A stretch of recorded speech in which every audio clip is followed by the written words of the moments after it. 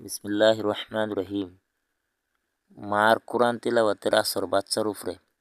এক মশহুর ঘটনা যে এক বাচ্চাকে তার মা বাপে যখন মাদ্রাসায় দিল, মাদ্রাসায় দেওয়ার পর অল্প সময় কয়েকদিনের ভিত্তিতে সে 3 পারা মুখস্থ করিয়ে নিল। যখন তার বাপ তার বাচ্চার খবর নিতে গেল মাদ্রাসাত, তখন উস্তাদ সাহেব বললেন, আপনার ছেলে তো বহুত একটা ভালো কাম করেছে। বলে কি করেছে?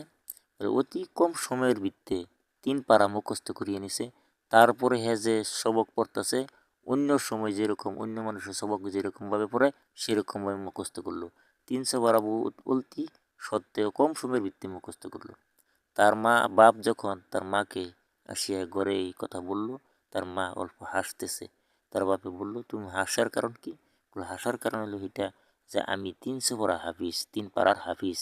যখন আমি পড়তে বসতাম, আমার ছেলেকে আমি কুলে নিয়ে বসতাম। আসল কথা হইল এটা যে যখন একজন মানুষ গর্ভবতী হয়, গর্ভবতী হওয়ার পর বেশি বেশি কোরআন তেলাওয়াত করার দরকার। বেশি বেশি কোরআন তেলাওয়াত করতো আর ইবাদতের মধ্যে বেশি জম্মা ইবাদত করতো, মানে ইবাদতের মধ্যে বেশি ইবাদত করতো। আর যখন এই বাচ্চাটা পয়দা হয়, জন্মগ্রহণ করার পরে কি করতো? মা উজু করিয়া তাকে দুধ খাওয়াইতো। উজু করে দুধ খাওয়ায়, বেশি বেশি তিলাওয়াত করে, তবে সেই তিলাওয়াতের আসর, এই ইবাদতের আসর সেই ছেলে মেয়ে সেই গেন্দাটায় সেই ছেলে মেয়ে পায়, সেই বাচ্চাটা পায়।